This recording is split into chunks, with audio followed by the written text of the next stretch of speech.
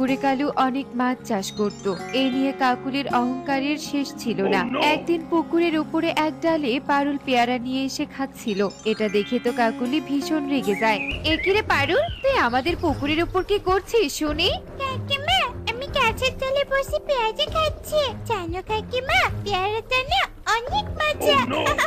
পাজি মেয়ে কোথাকার, পেয়ারা মজা তো বাড়িতে গিয়ে খা, আমার পুকুরের উপর খেতে হবে কেন? হ্যাঁ, পুকুরে ময়লা পড়লে তোর মা পরিষ্কার করবে নাকি তুই পরিষ্কার করবি শুনি? এভাবে ড্যাব ড্যাব করে তাকিয়ে কি দেখছিস শুনি? চলে যা বলছি আমার পুকুরের উপর থেকে।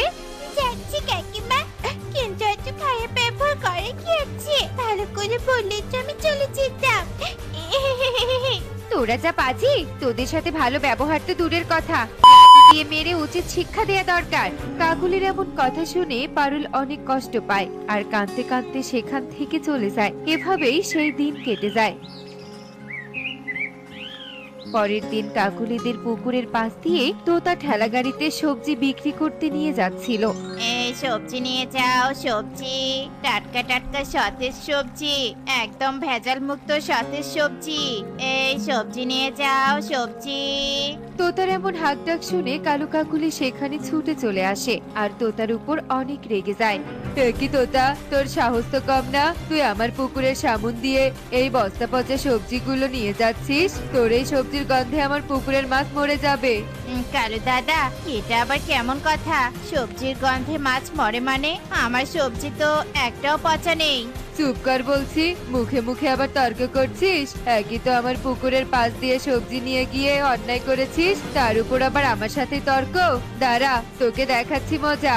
এ কথা বলে কালু কাকুলি সহ তোতার ঠেলা গাড়ির সমস্ত সবজি ফেলে দেয় আর সেখান থেকে চলে যায়। হায় হায় রে, কালু দাদার কাকুলি দিদি, তোমরা কত বড় সর্বনাশ করলে আমার। এভাবেই কালু কাকুলি বনে সবার সাথে পুকুর নিয়ে খারাপ ব্যবহার করতে থাকে। এদিকে বনে প্রচন্ড গরমও পড়েছে। গরমের কারণে মাঠ ঘাট সব শুকিয়ে গেছে। পানির অভাবে সকলের জমির ফসলের অবস্থাও খারাপ হয়ে যাচ্ছিল। টুনি, কি করব বলো তো? কিছুদিন গেলে ভুট্টার গাছে ভুট্টা ধরবে, অথচ আমি গাছগুলোতে পানি দিতে পারছি না। পানির অভাবে যে গাছগুলো নষ্ট হয়ে যাচ্ছে। সে কি টোনা, ভুট্টার গাছ নষ্ট হয়ে গেলে তো আমরা একটাও ভুট্টা পাবো না। তখন তো আমাদের পথে বসতে হবে। তুমি বরং এক কাজ করো, আমাদের ভুট্টার ক্ষেতের পাশে তো কালু দাদার পুকুর আছে, টাকার বিনিময়ে হলেও কালু দাদার কাছে পুকুরের পানি নাও। ঠিক আছে টুনি, আমি এক্ষুনি যাচ্ছি।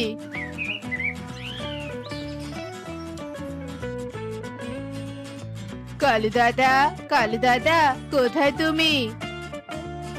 কিরে, কিছু হয়েছে নাকি? এভাবে আমার বাড়িতে চিৎকার করছিস কেন?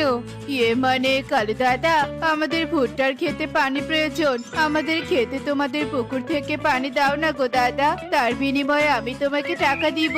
চুপ কর বলছি, কিসের পানি? তোদের মতো গরিবকে আমি সামান্য টাকায় পানি কিছুতেই দিব না। চলে যা বলছি, আমার বাড়ি থেকে চলে যা, নইলে ঘাড় ধাক্কা দিয়ে তাড়িয়ে দিব। কালুর কথায় টোনা অনেক কষ্ট পায় আর সাথে সাথে কালুর বাড়ি থেকে বেরিয়ে যায় আর বাড়িতে গিয়ে টুনিকে সমস্ত কথা খুলে বলে। হে উপরওয়ালা, এখন আমাদের কি হবে? পানি আমরা কোথায় পাবো? পানি না পেলে যে সর্বনাশ হয়ে যাবে। টনি ওপরওয়ালাকে স্মরণ করে কান্নাকাটি করতে থাকে আর হঠাৎ ঝমঝমিয়ে বৃষ্টি শুরু হয়ে যায়। টোনা, উপরওয়ালা আমাদের গরিবের ডাক শুনেছে। দেখো কত সুন্দর বৃষ্টি হচ্ছে, আমাদের আর কোনো পানির অভাব হবে না। টনি টোনা বৃষ্টি দেখে অনেক খুশি হয়ে যায়। এত গরমে বৃষ্টি হওয়ার কারণে বনের সবাই খুশি হয়ে যায়। মুষলধারে বৃষ্টি হওয়ার কারণে সবার জমিতে পর্যাপ্ত পানি জমে যায়। এদিকে কালুর পুকুরে ডুবো ডুবো পানি হয়। সর্বনাশ কাকুলি, আমাদের পুকুরে তো অনেক পানি হয়েছে। পুকুরে এত পানি থাকলে তো পুকুরের সব মাছ বের হয়ে যাবে, তখন তো আমাদের অনেক লস হয়ে যাবে কাকুলি। কালু, এত চিন্তা করছো কেন? আমাদের পুকুরের পাশে তো অনেকেরই ক্ষেত আছে। তুমি বরং পুকুরের পাইপ লাগিয়ে অর্ধেক পানি বের করে দাও, এতে পানিও কমবে, মাছও বের হবে না। কাকুলি, তোমার মাথায় এত বুদ্ধি, আগে তো জানতাম না। দাঁড়াও, আমি এক্ষুনি তোমার কথা মতো কাজ করছি। যেই বলে সেই কাজ। কালু পাইপ লাগিয়ে পুকুরে পানি বের করে টুনিদের জমিতে দিচ্ছিল। পানি দিতে দিতে টুনিদের ভুট্টা খেতে পানি অনেক হয়ে যায়, আর ভুট্টা গাছগুলো পানিতে ডুবুডুবু হয়ে যায়। আর এটা টোনাটুনি দেখে ফেলে। সে কি সর্বনাশ, আমাদের ভুট্টার গাছগুলোর কি হাল হয়েছে। আমাদের ভুট্টা খেতে পানি এতটা তো ছিল না। টোনা, তাহলে এই পানি আসলো কোথা থেকে? টুনি, ওদিকে দেখো, কালু দাদা ওদের পুকুর থেকে আমাদের ভুট্টা খেতে পানি দিচ্ছে। এদের খুব বার বেড়েছে দেখছি, আজ এদের মুখোমুখি হতেই হবে।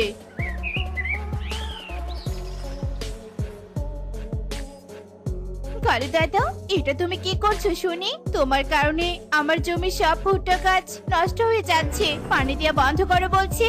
টুনি, আমরা পানি দেয়া কিছুতেই বন্ধ করব না। জোর যার মুল্লুক তার, বুঝেছিস? আমাদের সাথে লড়াই করতে আসিস না, শেষে বনছাড়া হতে হবে, এই বলে দিলাম। কাকুলির কথায় টোনাটুনি ভয় পেয়ে যায় আর সেখান থেকে চলে যায়। এদিকে কালু কাকুলি পানি দেয়া শেষ করে বাড়িতে চলে যায়। দেখতে দেখতে 2 দিন কেটে যায়। অতিরিক্ত পানির কারণে টুনিদের জমির সব ভুট্টা গাছ নষ্ট হয়ে যায়, আর এটা দেখে টোনাটুনি অনেক কান্না করতে থাকে। টুনি, আমাদের যে সব শেষ হয়ে গেল, কালু দাদাদের কারণে আমাদের সব শেষ হয়ে গেল। টোনা, এখন আমরা কি করব? আমাদের যে এই ভুট্টা বিক্রি করে সংসার চলতো, এখন যে আর সেটাও হলো না। টোনাটুনি মনের দুঃখে অঝরে কাঁদতে থাকে। ওদিকে এক বকও কাঁদতে কাঁদতে সেই পথ দিয়ে যাচ্ছিল। টোনাটুনির কান্না শুনে বক সেখানে আসে। একে, আমার মতো দেখছি তোরাও কাঁদছিস, আমার মতো তোরাও দুঃখে আছিস নাকি? বক, আমাদের দুঃখে কি আর শেষ আছে নাকি বলতো? গরিবের যে সব সময় দুঃখ থাকে। ও, বুঝেছি, তোদের সাথে আমার দুঃখের কোনো মিল নেই, কিন্তু কি হয়েছে তোদের? এরপর টোনাটুনি বককে সব কথা খুলে বলে। কাঁদিস না তোরা, তোদের ভাগ্য কেউ পরিবর্তন করতে পারবে না। ওই কালু তোদের ক্ষতি করেছে, একদিন এর থেকে বড় ক্ষতি ওদের হবে। আজ তোদের ভুট্টা ক্ষেত নষ্ট হয়েছে তো কি হয়েছে, উপরওয়ালা এর থেকে 3 গুণ তোদের উপহার দিবে, শুধু ধৈর্য ধর। কিন্তু আমার কি হবে বলতো? আমার যে চিরদিনের প্রাণপ্রিয় সাথী, আমার বউ বগি, আমার থেকে হারিয়ে গেছে। কোথাও আমি ওকে খুঁজে পাচ্ছি না। বগি, কোথায় তুমি? 1 মাস থেকে তোমার কোনো দেখা পাচ্ছি না। বক, তুমি এভাবে কেঁদো না। আমাদের তো সব শেষ, তবু আমরা দুজন ঠিক আছি। কিন্তু তোমার তো কাছের জনই হারিয়ে গেছে। তোমার কষ্ট যে আমাদের থেকে অনেক বেশি। তুমি কোনো চিন্তা করো না, আমাদের বনে অনেক ভালো তান্ত্রিক আছে, তার কাছে গেলে বগির খোঁজ পাওয়া যাবে। এ কথা বলে টুনিরা বককে নিয়ে তান্ত্রিকের কাছে চলে যায়। আর তান্ত্রিক সবটা শুনে বলে, আরে, বগি তো আমার কাছেই বন্দি আছে। একদিন কালু এসে বলল এই বগি নাকি ওর পুকুরে মাছ চুরি করে খেয়ে অনেক ক্ষতি করেছে, তাই তো ওকে বন্দি করে রেখেছি। মিথ্যা কথা, আমার বগি কখনো চুরি করতে পারে না, কারণ আমাদের পুকুর আছে। বিশ্বাস না হলে বগির কাছে সবটা শুনুন। এরপর তান্ত্রিক বগিকে মুক্ত করে আর বগি অতীত বলা শুরু করে। আমি খোলা আকাশে উঠছিলাম, হঠাৎ চোখ পড়ে কালুর বিশাল পুকুরের দিকে। আর পুকুরের পানিগুলো আমার খুব ভালো লাগে, তাই এত সুন্দর পুকুরে আমি গোসল করতে নেমে আসি। যখনই গোসল করব তখনই কালু কাকুলি আমাকে তান্ত্রিকের কাছে নিয়ে আসে। তান্ত্রিক আমার কথা না শুনে কালুদের মিথ্যে কথা বিশ্বাস করে আমাকে বন্দি করে রাখে। বাপ, বিশ্বাস করো, আমার কোনো দোষ নেই। বগি, আমাকে তুমি ক্ষমা করে দাও। আসলে আমি অন্যায়কে প্রশ্রয় দেই না। কালুর কথা শুনে আমার সত্যি সত্যি মনে হচ্ছিল, আসলে আমি জানতাম না ওই কালু এত খারাপ। তান্ত্রিক বাবা, ওই কালু শুধু বগির সাথে নয়, পুকুর নিয়ে অহংকার করে মানে সবার সাথে খারাপ ব্যবহার করে, অন্যের ক্ষতি করে। এরপর টুনি ঘটে যাওয়া সব ঘটনা তান্ত্রিককে খুলে বলে। আর সবটা শুনে তান্ত্রিক অনেক রেগে যায়। কি, ওই কালু কাকুলি এত খারাপ? তবে ওদের এবার একটা উচিত শিক্ষা দিতেই হবে। চলো তোমরা আমার সাথে। এরপর তান্ত্রিক সবাইকে নিয়ে কালুদের বাড়িতে চলে যায়। আর সবাইকে দেখে কালু কাকুলি ভয় পেয়ে যায়। কি, তোমরা সবাই এখানে? হ্যাঁ কালু দাদা, আমরা তোমার কুকিরদের সব কথা তান্ত্রিক বাবা জেনে গেছে। এবার তোমার শাস্তি হওয়ার পালা। তান্ত্রিক বাবা, এদের কথা আপনি একদম বিশ্বাস করবেন না, এরা মিথ্যে কথা বলছে, আমরা কোনো অন্যায় কাজ করিনি। চুপ কর বজ্জাত কালু, তোর কি মনে হয় আমি হাসি মুখ দিয়ে চলি? ওরে, আমি ধ্যানে বসলে তুই যা যা করেছিস সবটা দেখতে পারবো। এমনি এমনি আর আমি তান্ত্রিক নই, সেই জাদু শক্তি আমার আছে, বুঝেছিস? একই তো এতদিন অন্যায় করেছিস, ক্ষমা না চেয়ে তুই আরো মিথ্যে বলছিস। তোদের মতো পাখি কখনো ভালো হবে না, তোদের জন্য শাস্তি ঠিক। তান্ত্রিক বাবা, আমাদের ভুল হয়ে গেছে, আমাদের আপনি ক্ষমা করে দিন। আমরা আর কখনো অহংকার করব না। আমরা ক্ষমা চাচ্ছি। এই তান্ত্রিক কোনো অন্যায়কে প্রশ্রয় দেয় না, কখনো দিবেও না। শাস্তি তোদের অনিবার্য। এরপর তান্ত্রিক কালু আর কাকুলিকে শাস্তি দেয়।